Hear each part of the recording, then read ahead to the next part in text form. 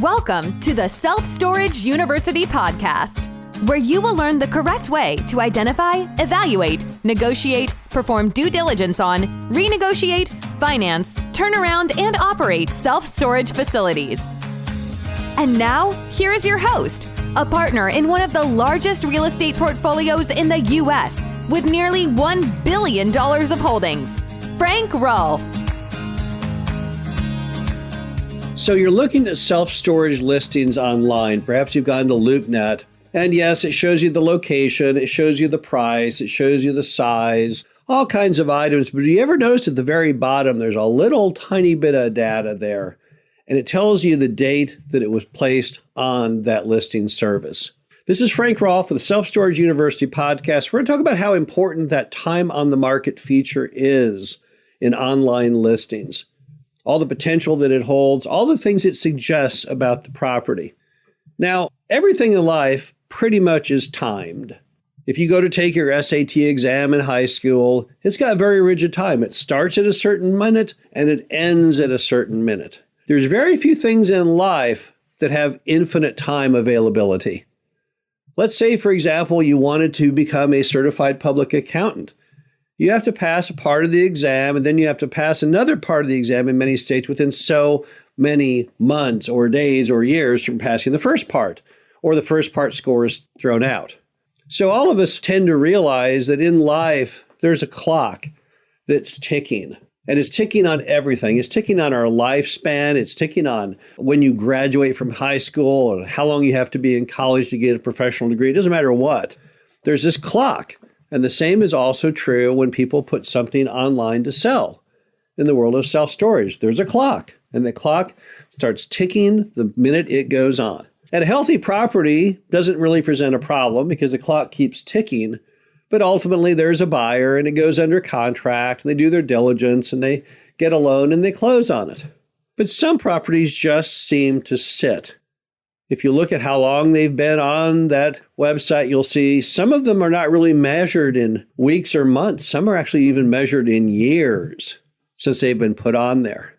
So what does that information do for us as a potential buyer? Why would it matter if a self-storage facility has been on the market for 3 months or for 3 years? What's the difference? Well, the first thing is the longer something has been on the market, it tends to mean the more desperate the seller. Because most people who put something up for sale, the whole point of it was to sell it in a reasonable period of time. And it's not selling. So as a result, they start to get very concerned. Am I ever going to be able to sell? Does anyone even want my asset? And they may have other time constraints, like trying to settle a divorce or settle an estate. So the longer things sit, the more that seller gets anxious to get that thing out the door. And when you have an anxious seller, some good things can occur. Number one, they have the potential to drop the price substantially. Often when they make the decision finally to sell, the very first person that calls is going to get a real bargain because they're going to drop that price maybe too much. Just as they held it high for too long, they typically flip-flop like a pendulum, and then they too aggressively cut the price. The next thing they may do is they may give you the potential for seller financing. Because it may be that what's holding that property back is there's some issue with it as far as getting financing, or maybe just to expedite the system, the seller is now willing to carry the paper just to cut out the bank and the potential depressing moment that even after due diligence, the financing provision may require the buyer to drop it. So things that have been on the market a long time typically can come with more attractive price and terms.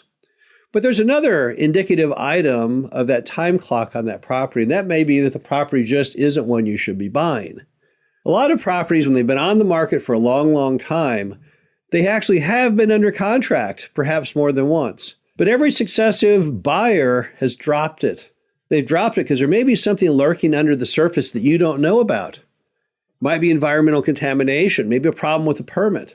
Maybe the market just has no demand and way too much oversupply. Whatever the case may be, when things sit on the market, it means one of two things. Number one, the property isn't worth buying, has some terrible problem with it. Or number two, the seller has overpriced it and is now becoming extremely desperate. The bottom line in both is it leads to fairly creative deal making. So when something has sat a long time, that typically opens the door for the buyer to often get a really, really good deal because the seller at this point is desperate. And even if the property has some horrible problem, which has scared away other buyers, it may be something that you could fix. I've seen deals where they've languished on the market simply because they've got some kind of terrible issue with the survey. It doesn't mean it could not be fixed. Perhaps it could.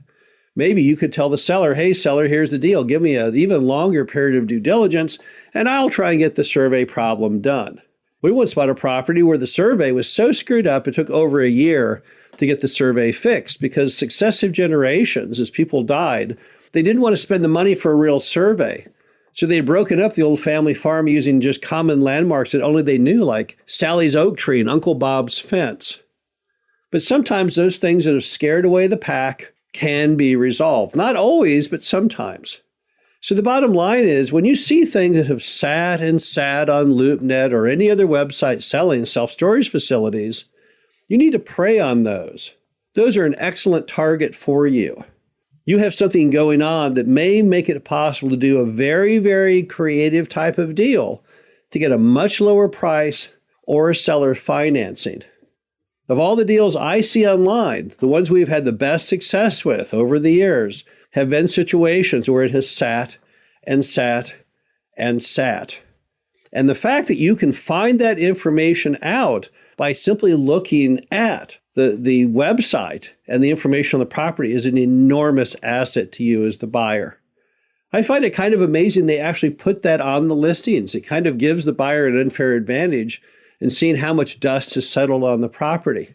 But as long as they do, never forget that that is a very important tool to making a good self-storage purchase. This is Frank Roth, the Self-Storage University podcast. Hope you enjoyed this. Talk to you again soon. Thank you for listening to the Self-Storage University podcast. Be sure to visit us at ssupodcast.com, where you can learn the correct way to identify, evaluate, negotiate, perform due diligence on, renegotiate, finance, turnaround, and operate self-storage facilities.